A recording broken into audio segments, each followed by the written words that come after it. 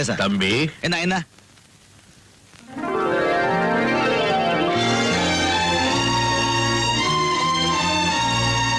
உன் பேர் என்னப்பா?